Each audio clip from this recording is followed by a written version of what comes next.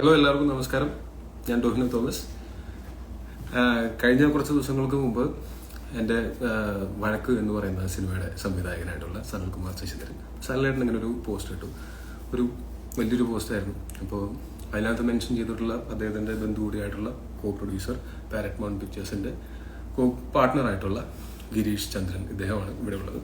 അപ്പോൾ ഞാനിത് ഇങ്ങനൊരു കാര്യത്തിനെ പറ്റിയിട്ട് ഒരു എക്സ്പ്ലനേഷനും കൊടുക്കണം എന്ന് ഞാൻ ആഗ്രഹിച്ചിട്ടുള്ളതല്ല. കാര്യം പല പുള്ളി പറഞ്ഞതൊക്കെ അടിസ്ഥാനരഹിതമായതുകൊണ്ട് അത് വിട്ടുകളഞ്ഞാണ്.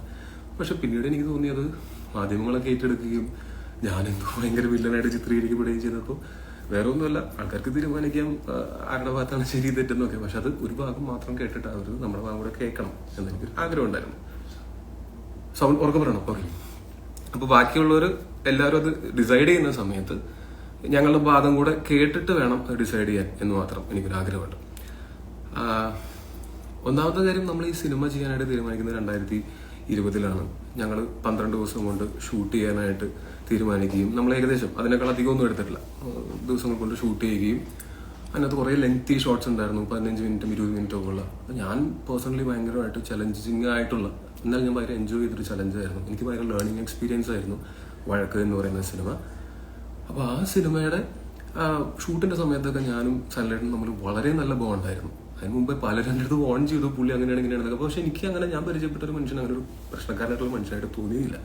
ഞങ്ങൾ ലോകകാര്യങ്ങളും സിനിമയെ പറ്റും ഒക്കെ ഞങ്ങൾ കുറേ സംസാരിച്ചിരുന്നു. ഇപ്പോഴും കേൾക്കണില്ലേ? കുറേ കാര്യങ്ങൾ ഞങ്ങൾ സംസാരിച്ചിരുന്നു.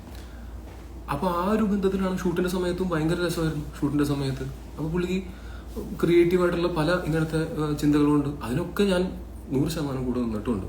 പിന്നെ അദ്ദേഹത്തോടുള്ള റെസ്പെക്റ്റും അദ്ദേഹത്തോടുള്ള ആ ഫിലിം മേക്കറിനുള്ള റെസ്പെക്റ്റും കൊണ്ടാണ് ആ സിനിമയുടെ പ്രൊഡക്ഷന്റെ പകുതി ഞാൻ ഏറ്റെടുക്കാം എന്ന് പറയുന്നത്. അതിനൊരു 27 ലക്ഷം രൂപയോളം ഞാൻ മുടക്കുകയും 1 രൂപ പോലും എനിക്ക് ശമ്പളമായിട്ട് കിട്ടാതിരിക്കുകയും ചെയ്തിട്ടുള്ള ഒരു സിനിമയാണിത്. ഇനി നമുക്ക് കാര്യത്തിലേക്ക് കടക്കാം. പുള്ളി ഈ സിനിമയുടെ ഷൂട്ട് കഴിഞ്ഞ് കുറേ നാൾ കഴിഞ്ഞിട്ടാണ് അതിൻ്റെ ഒരു റെഡി ആയിട്ടുള്ള ഒരു വേർഷൻ അതൊരു ഫിലിം ഫെസ്റ്റിവലിന് അയച്ചിട്ടുണ്ട്. അവരത് സ്ക്രീൻ ചെയ്യാമെന്ന് പറഞ്ഞിട്ടുണ്ട്. വോയിസ് ക്ലിയർ അല്ലാന്ന് ഇപ്പോഴും മെസ്സേജ് വരുന്നുണ്ട്.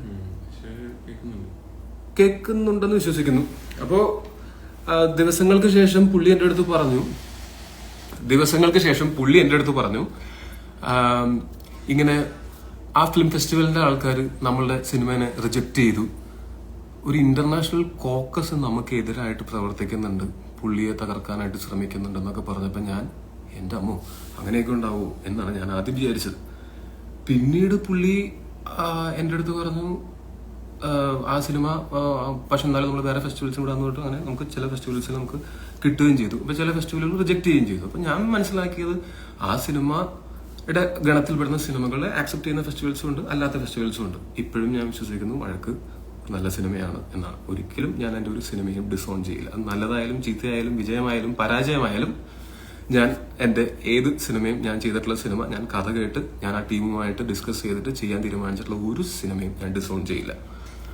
അങ്ങനെ പുള്ളി ഇതിന് ശേഷം നമുക്ക് IFFK സ്ക്രീൻ ചെയ്യാനായിട്ട് അവസരം കിട്ടി. അപ്പോൾ ആ സമയത്തും പുള്ളി പറഞ്ഞു IFFK ആൾക്കാർ തകർക്കാൻ ശ്രമിക്കുകയാണ്, സ്ക്രീനിങ്ങിന് സമ്മതിക്കില്ല, അങ്ങനെയാണ് ഇങ്ങനെയാണെന്നൊക്കെ പറഞ്ഞു. പക്ഷേ IFFK അത് സെലക്ട് ചെയ്യുകയും അത് സ്ക്രീൻ ചെയ്യുകയും ചെയ്തു. അന്ന് ഞാൻ അജയന്റെ 2ാം മോഷണം എന്നുള്ള സിനിമയുടെ ഷൂട്ടിന് വേണ്ടിയിട്ട് കാസർഗോഡായിരുന്നു. അവിടെ നിന്ന് ഞാൻ തിരുവനന്തപുരത്ത് വരികയും ഞാൻ ഈ സിനിമയുടെ ഫസ്റ്റ് സ്ക്രീനിങ്ങിന് ആളുകളുടെ കൂടെ ഇരുന്ന് സിനിമ കാണുകയും ചെയ്തതാണ്.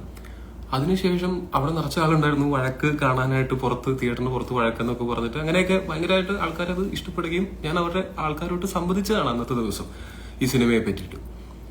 അതിനുശേഷം പുള്ളി എൻ്റെ അടുത്ത് വിളിച്ച് പറഞ്ഞു നമുക്കത് തിയേറ്ററിൽ റിലീസ് ചെയ്യാം എന്ന് പറഞ്ഞു. അപ്പം ഞാൻ പറഞ്ഞു ചേട്ടാ, ഞാൻ ഒരിക്കലും തിയേറ്ററിൽ റിലീസിന് എതിര് നിൽക്കില്ല.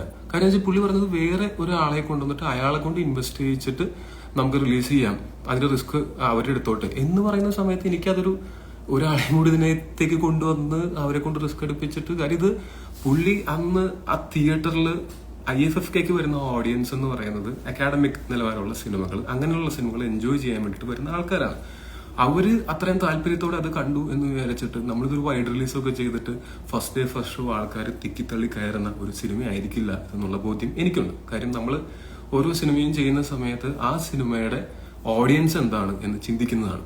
അപ്പൊ ഇതിന്റെ ഓഡിയൻസ് എന്ന് പറയുന്നത് കുറച്ചും കൂടെ ഭയങ്കര മൂവി ബഫ്സും അങ്ങനത്തെ എന്തൂസിയാസ്റ്റും ആയിട്ടുള്ള ആൾക്കാരാണ് ഈ സിനിമ എൻജോയ് ചെയ്യാൻ പോകുന്നത്. അപ്പൊ ഞാൻ പുള്ളിയുടെ അടുത്ത് പറഞ്ഞു, പുള്ളി അത് മിസ്ഇന്റർപ്രറ്റ് ചെയ്തിട്ടാണ് ആ പോസ്റ്ററിൽ എഴുതിയിരിക്കുന്നത്. പക്ഷെ ആ വോയിസ് ക്ലിപ്പൊക്കെ എൻ്റെ ഇപ്പോഴും കിടപ്പുണ്ട്. അപ്പൊ എനി ഡേ ആർക്ക് വേണമെങ്കിലും അത് ഞാൻ കേൾപ്പിച്ചു തരാം. ഞാൻ പറഞ്ഞിരിക്കുന്നത് എന്ന് പറഞ്ഞാൽ, ചേട്ടാ ഞാൻ എഴുതി ഒപ്പിട്ട് തരാം, നമ്മൾ IFFKയിൽ കണ്ട ആൾക്കാരൊന്നും ഫസ്റ്റ് ഡേ ഫസ്റ്റ് ഷോ ഈ പടം തിയേറ്ററിൽ വന്ന് കാണുന്ന ആൾക്കാരല്ല. അപ്പോൾ ഈ സിനിമ നമ്മൾ തിയേറ്ററിൽ റിലീസ് ചെയ്യുന്ന സമയത്ത് അത് എങ്ങനെയാണ് സിനിമയും ഡിസ്ട്രിബ്യൂഷനും ഒക്കെ വർക്ക് ചെയ്യുന്നതെന്ന് അറിയാവുന്നവർക്കറിയാം. ഇത് ദിവസങ്ങൾക്കുള്ളിൽ ആൾക്കാർ കുറവാണെന്നും പറഞ്ഞിട്ട് അത് ഒരു പരാജയ ചിത്രം ഒന്ന് കണക്കിലെടുത്ത് അതിനെ എന്താ പറയാ ഹോൾഡ് ഓവർ ആയി പോകും. അപ്പോൾ എന്ന് വെച്ചാൽ ആ സിനിമ അർഹിക്കുന്ന റെസ്പെക്ട് അല്ലെങ്കിൽ ആ സിനിമ അർഹിക്കുന്ന ഓഡിയൻസിലേക്ക് അത് എത്തുകയില്ല. നമ്മൾ ഓരോ സിനിമയും പ്രൊമോട്ട് ചെയ്യുമ്പോഴും ഒക്കെ അത് നമ്മൾ ആൾക്കാരെ പറ്റിച്ചൊന്നും തിയേറ്ററിൽ കൊണ്ടുവരാൻ പറ്റില്ല. അപ്പൊ നമ്മൾ അതിനെ റൈറ്റ് ഓഡിയൻസിലേക്ക് എത്തിക്കുക എന്നുള്ളതിന് ഞാൻ പറഞ്ഞത് പുള്ളിയുടെ അടുത്ത്, ചേട്ടാ OTTയിലൊക്കെ നമ്മൾ ഡയറക്റ്റ് റിലീസ് ചെയ്യുകയാണെങ്കിൽ നമുക്ക് തീർച്ചയായിട്ടും അങ്ങനെയുള്ള ഓഡിയൻസിലേക്ക് എത്താൻ പറ്റും. അതല്ലെങ്കിൽ ഹോൾഡ് ഓവർ ആയി പോയൊരു സിനിമയായിട്ട് ഇത് മാറും. ഞാൻ എഴുതി ഒപ്പിട്ട് തരാമെന്ന് പറഞ്ഞ കാര്യം, ആ IFFKയിൽ കണ്ട ആൾക്കാരൊന്നും അത്രയും ആൾക്കാരൊന്നും എല്ലാ ദിവസവും ഇത്രയും തിയേറ്ററിൽ എല്ലാ ഷോയ്ക്കൊന്നും ഉണ്ടാവില്ല. അങ്ങനെ പ്രതീക്ഷിച്ചിട്ട് നമ്മൾ ചെയ്യുന്നത് മണ്ടത്തരമാണ്. എങ്കിലും ആ മെസ്സേജിൽ ഇപ്പോഴും ഞാനിപ്പോൾ ഇന്നും കൂടെ രാവിലെ എടുത്ത് ഞാൻ പറഞ്ഞ കറക്റ്റില്ലെന്ന് ഞാൻ കേട്ടു നോക്കി. എങ്കിലും ചേട്ടന് അതിനും താല്പര്യം ഉണ്ടെങ്കിൽ നമുക്കത് ചെയ്യാം എന്ന് തന്നെയാണ് ഞാൻ പറഞ്ഞത്. അതിനുശേഷം പുള്ളി ഈ പറഞ്ഞ ഇൻവെസ്റ്റ് ചെയ്യാൻ വന്ന ആളെ പറ്റിയോ ഡിസ്ട്രിബ്യൂട്ടറെ പറ്റിയിട്ടോ ഒരു കാര്യം പോലും പറഞ്ഞിട്ടില്ല. ഞങ്ങളുടെ ആ ഡിസ്കഷൻ കഴിഞ്ഞതിന് ശേഷം പിന്നെ കുറച്ച് നാളുകൾക്ക് ശേഷം ഞങ്ങൾ ആ OTTയിൽ നമുക്ക് ഇതിന്റെ സെയിലിന്റെ കാര്യം സംസാരിക്കാന്ന് പറഞ്ഞു. ഞാൻ എല്ലാ OTTകളുമായിട്ടും എന്റെ കോൺടാക്റ്റിലുള്ള ആൾക്കാരോട് ഞാൻ സംസാരിച്ചു. എന്റെ മാനേജർ ഗൂഗിളുണ്ട്, ഗൂഗിൾ വഴിയും ഞാൻ സംസാരിപ്പിച്ചു. അങ്ങനെ സംസാരിപ്പിക്കുന്ന സമയത്ത് OTT എന്ന് പറഞ്ഞാൽ അതൊരു കോർപ്പറേറ്റ് ആണ്, ഒരു ഇന്റർനാഷണൽ കോർപ്പറേറ്റ് അങ്ങനത്തെ ഒരു പ്ലാറ്റ്ഫോമാണ്. അവര് ആവശ്യപ്പെട്ടത് ഈ സിനിമയുടെ ക്രിയേറ്റീവ് റൈറ്റ്സ് മുഴുവൻ അവർക്ക് കൊടുക്കണം. നമ്മളൊരു സിനിമ സെല് ചെയ്യുന്ന സമയത്ത് എല്ലാ സിനിമയും അങ്ങനെ തന്നെയാണ്, ചെറുതും വലുതുമായിട്ടുള്ള എല്ലാ സിനിമകളും OTTയുടെ പോളിസി എന്ന് പറഞ്ഞാൽ അതിന്റെ ക്രിയേറ്റീവ് റൈറ്റ്സ് ഉൾപ്പെടെ മേടിക്കുക എന്നുള്ളതാണ്. അന്ന് സല്ലേട്ടൻ പറഞ്ഞു, അങ്ങനെ ഒരു IP റൈറ്റ്സ് കൊടുക്കാൻ പറ്റില്ല, അങ്ങനെ എന്റെ സിനിമയുടെ ക്രിയേറ്റീവ് ഫ്രീഡത്തിനെ ഹനിക്കുന്നൊന്നും ചെയ്യാൻ പറ്റില്ല എന്ന് പറഞ്ഞപ്പോൾ ഞാനും പ്രതിസന്ധിയിലായി. എന്ത് ചെയ്യാൻ പറ്റും, ഇതിനകത്ത് പൈസ മുടങ്ങി കിടക്കുന്നത് ഞങ്ങളുടെയാണ്. പക്ഷെ എന്നാലും ഞാൻ പറയുന്നത്, എന്നാലും എനിക്ക് വളരെ ഇഷ്ടമുള്ള ഒരാളാണ്, അദ്ദേഹമാണ് സിനിമ ഡയറക്ടർ, അദ്ദേഹത്തിന്റെ ക്രിയേറ്റീവ് ഫ്രീഡത്തിനെ ഹനിക്കണ്ട. കാര്യം ഞാൻ ഈ സിനിമ ചെയ്തതിന്റെ പിന്നിലുള്ള കാരണം അങ്ങനെ ക്രിയേറ്റീവ് ആയിട്ടുള്ള ആൾക്കാർക്ക് എന്റെ ഭാഗത്ത് നിന്ന് എന്തെങ്കിലും സപ്പോർട്ട് കൊടുക്കാൻ പറ്റുകയാണെങ്കിൽ കൊടുക്കുക എന്നുള്ള ഉദ്ദേശത്തോട് കൂടിയിട്ടാണ്. അതുപോലെ പുള്ളി പറഞ്ഞു, മറ്റേ എന്റെ കരിയർ അറ്റ് സ്റ്റേക്ക്. ഞാൻ പറഞ്ഞത് അങ്ങനെയല്ല. ഞാൻ പറഞ്ഞത്, ചേട്ടാ ഈ സിനിമ ഇറങ്ങി കഴിഞ്ഞാൽ നമ്മൾ നേരത്തെ പറഞ്ഞ ഹോൾഡ് ഓവർ ആയി കഴിഞ്ഞാൽ അന്നൊരു പരാജയ ചിത്രമാണ്, ഡോനോന്റെ ഒരു ഫ്ലോപ്പ് എന്നും പറഞ്ഞിട്ട് ആൾക്കാർ 2 ദിവസം പറയുമായിരിക്കും. പക്ഷെ ഒരു 2-3 സിനിമ കൊണ്ട് എനിക്ക് അതിനെ ഓവർകം ചെയ്യാൻ പറ്റുമായിരിക്കും. പക്ഷെ ഈ സിനിമ അർഹിക്കുന്ന റെസ്പെക്ട് കിട്ടില്ല. ഇത് ഞാൻ കൃത്യമായിട്ട് പറഞ്ഞത് ഇന്നും ഞാൻ ക്രോസ് ചെക്ക് ചെയ്തതാണ്. അതിന്റെ കയ്യിൽ കിടപ്പുണ്ട്, ആർക്ക് വേണമെങ്കിലും കേൾക്കാം. അതിനുശേഷം ഈ OTTയുടെ ഈ പറഞ്ഞ പരിപാടികൾ നടക്കാതായപ്പോൾ ഞാൻ പുള്ളി വീണ്ടും എൻ്റെ അടുത്ത് ചോദിച്ചു, നമുക്ക് OTTയിൽ റിലീസ് ചെയ്താലോ? ഞാൻ പറഞ്ഞു, ചേട്ടാ ചെയ്യാം, പക്ഷെ നമ്മൾ ഓൾറെഡി കുറെ ആൾക്കാരെ വെറുപ്പിച്ചു, ഇങ്ങനെ റൈറ്റ്സ് കൊടുക്കാൻ പറ്റില്ല എന്നൊക്കെ പറഞ്ഞിട്ട്. ചേട്ടൻ വാശി പിടിച്ചിരുന്നു കഴിഞ്ഞാൽ ഇത് നടക്കില്ല, ചേട്ടൻ വാശി വിട്ടാൽ നമുക്കിത് സെല് ചെയ്യാനായിട്ട് വീണ്ടും ശ്രമിക്കാമെന്ന് പറഞ്ഞു. പുള്ളി എനിക്കൊരു വാശിയില്ല എന്നൊക്കെ പുള്ളി പറഞ്ഞു. ഞാൻ വേണമെങ്കിൽ ആ മെസ്സേജ് അത് കാണിച്ചു തരാം. അപ്പോൾ എനിക്ക് വാശിയൊന്നുമില്ല, നമുക്കത് റിലീസ് ചെയ്യാം എന്ന് പറഞ്ഞു. അപ്പൊ ഞാൻ പറഞ്ഞു, ഞാനതിന് എന്ത് വാശി പിടിക്കുന്നു, എനിക്കൊരു വാശിയില്ല എന്നൊക്കെ പറഞ്ഞിട്ട് പുള്ളി അയച്ചേക്കുന്ന സാധനമാണ്. അപ്പോൾ ഞാൻ പറഞ്ഞു, ശരി അങ്ങനെയാണ് ചേട്ടൻ അങ്ങനെ പടം സെല് ചെയ്യാൻ പോളിസീസിന് പാലിച്ചുകൊണ്ട് സെല് ചെയ്യാൻ തയ്യാറാണെങ്കിൽ ഞാനത് ഗൂഗിളിനോട് പറയാം, ഫുൾ ഫ്ലെഡ്ജ്ഡ് ആയിട്ട് വീണ്ടും നമുക്ക് പോളിസീസിനെ ഈ പറഞ്ഞ OTTസിനെയൊക്കെ അപ്രോച്ച് ചെയ്യാം. അപ്പൊ പുള്ളി പറഞ്ഞു, ഗൂഗിളിനോട് പറയണ്ട. അപ്പൊ ഗൂഗിൾ എന്തോ പുള്ളിനെ തകർക്കാൻ ശ്രമിക്കുന്നു എന്നാണ് പുള്ളി പറയുന്നത്. എനിക്കറിയില്ല, ഗൂഗിളിന് അങ്ങനെ ആരും തകർക്കാൻ ശ്രമിക്കേണ്ട കാര്യമുള്ളതായിട്ട് എനിക്ക് തോന്നിയിട്ടില്ല. പിന്നെ ഗൂഗിളിന് സനൽകുമാർ ശശിധരൻ എന്നുള്ള ഡയറക്ടറെ പരിചയം തന്നെ ഞാൻ വഴിയാണ്, അല്ലാതെ വേറൊരു പരിചയം ഉള്ളതല്ല. അപ്പൊ ഗൂഗിൾ വഴി ചെയ്യണ്ട, ഇങ്ങനെയാണ് പറഞ്ഞത്. അതും കണ്ടു, ഗൂഗിളിനോട് പറയണ്ട, ഞാൻ നോക്കട്ടെ എന്നാണ് പറഞ്ഞേക്കുന്നത്. ഇത് അയച്ചിരിക്കുന്നത് 2023 ജൂലൈ 23-നാണ്. അപ്പൊ അതിന് ഞാൻ ഓക്കെ എന്നാണ് മെസ്സേജ് അയച്ചിരിക്കുന്നത്. അതിനുശേഷം ഞങ്ങൾ ഉണ്ടായിട്ടുള്ള ഒരു കോൺവെർസേഷൻ എന്ന് പറഞ്ഞു കഴിഞ്ഞാൽ, നമ്മൾ കൊറോണയുടെയൊക്കെ ആ സമയം കഴിഞ്ഞിട്ട് നമ്മൾ മുംബൈ മാമി ഫിലിം ഫെസ്റ്റിവലിന് അപ്ലൈ ചെയ്തൂടെ എന്ന് ഞാൻ ചോദിച്ചു. എനിക്കും അവിടെ പരിചയമുള്ള ആൾക്കാരുണ്ടായിരുന്നു. അപ്പോൾ അപ്ലിക്കേഷന്റെ പ്രോസസ്സ് ഞാൻ പറഞ്ഞപ്പോൾ ആ സമയത്ത് ലോക്ക്ഡൌൺ കഴിഞ്ഞിട്ടുള്ള സമയമായത് കാരണം കൊണ്ട് അങ്ങനെ ഒരു ആക്ച്വൽ ഫെസ്റ്റിവൽ അല്ല, ഒരു വെർച്വൽ ഫെസ്റ്റിവൽ. അന്ന് ഫെസ്റ്റിവൽ നടന്നില്ല എന്നാണ് പുള്ളി എഴുതിയിരിക്കുന്നത്, പക്ഷെ ഫെസ്റ്റിവൽ നടന്നിട്ടുണ്ട്. പക്ഷെ അതൊരു വെർച്വൽ ഫെസ്റ്റിവലാണ്. നമ്മൾ ഡയറക്ട്ലി പോവല്ല, മൂവീസ് നമ്മൾ വിമിയോ ലിങ്ക് അയച്ചു കൊടുത്തിട്ട് അവരത് സ്ക്രീൻ ചെയ്യുകയും അതിനെ വിലയിരുത്തുകയും ചെയ്യുന്നതായിരുന്നു പ്രോസസ്സ്. അപ്പൊ ഞാൻ പുള്ളിയുടെ അടുത്ത് പറഞ്ഞു, ചേട്ടാ ഇങ്ങനെയാണ് പ്രോസസ്സ്, നമുക്കൊന്ന് അപ്ലൈ ചെയ്താലോ എന്ന് ചോദിച്ചു. അപ്പൊ പുള്ളി പറഞ്ഞു, വേണ്ട, അങ്ങനെ നമ്മളുടെ അത് അയച്ചു കൊടുത്താൽ അവരത് ലീക്ക് ചെയ്യും, അവർ നമ്മളെ തകർക്കാൻ ശ്രമിക്കും. അപ്പൊ എല്ലാവരും തകർക്കാൻ ശ്രമിക്കുന്നു എന്നുള്ളതാണ് പുള്ളി പറയണത്.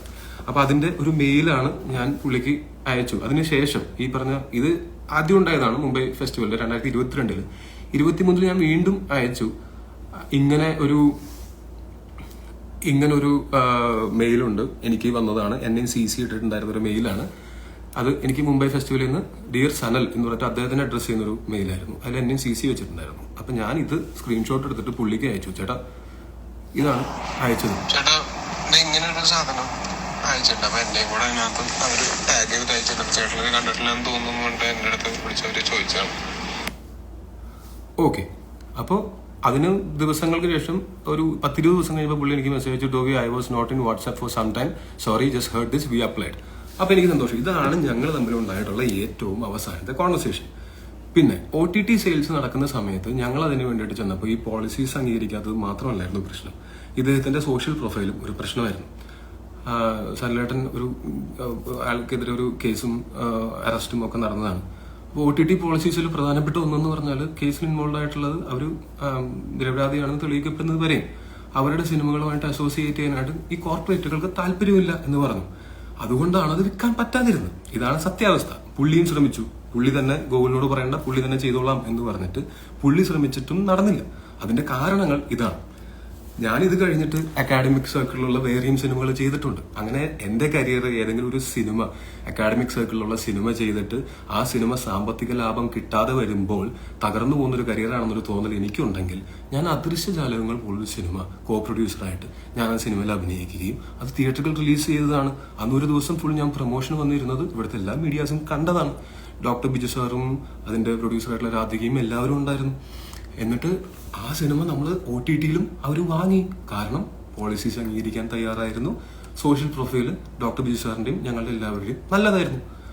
അപ്പൊ ഞാൻ കൊമേഴ്ഷ്യൽ സിനിമകൾ മാത്രം ചെയ്തു പോകാനായിട്ട് ആഗ്രഹിക്കുന്ന ആളല്ല. ഇനിയാണെങ്കിലും ഫ്യൂച്ചറിലാണെങ്കിലും ഞാൻ ഇങ്ങനെ അക്കാഡമിക് സർക്കിളിന് വേണ്ടിയിട്ടുള്ള സിനിമകളും ഞാൻ ചെയ്യും.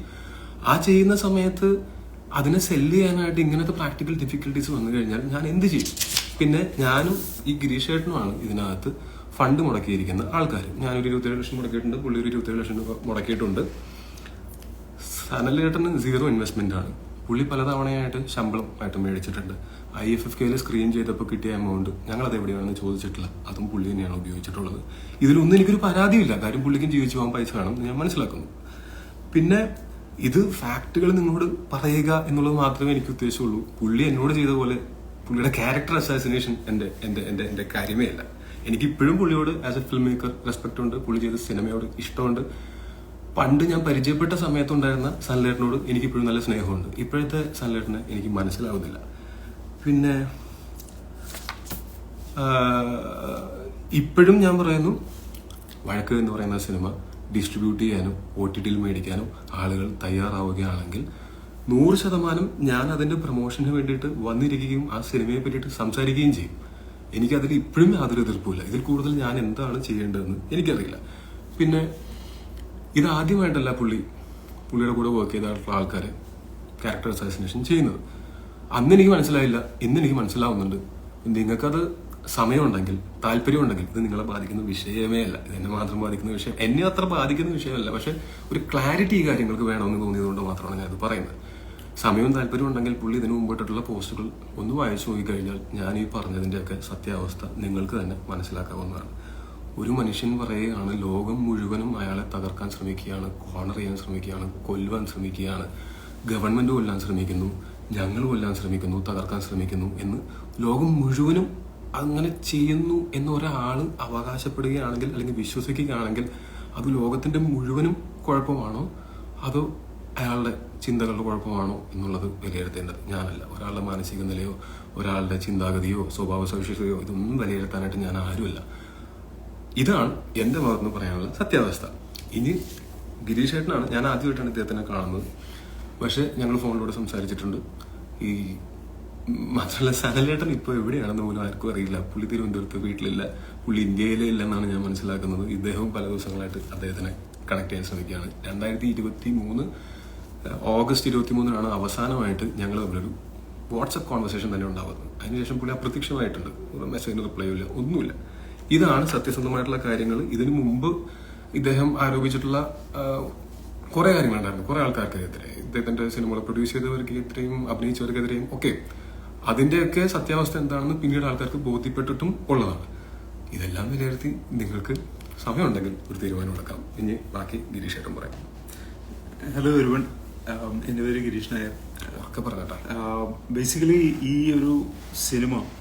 ഈ സിനിമ ഉണ്ടാവുന്നത് തന്നെ സനലിൻ്റെ ഒരു കരിയറിൽ വളരെ വളരെ ബുദ്ധിമുട്ടുള്ള ഒരു സമയത്താണ്.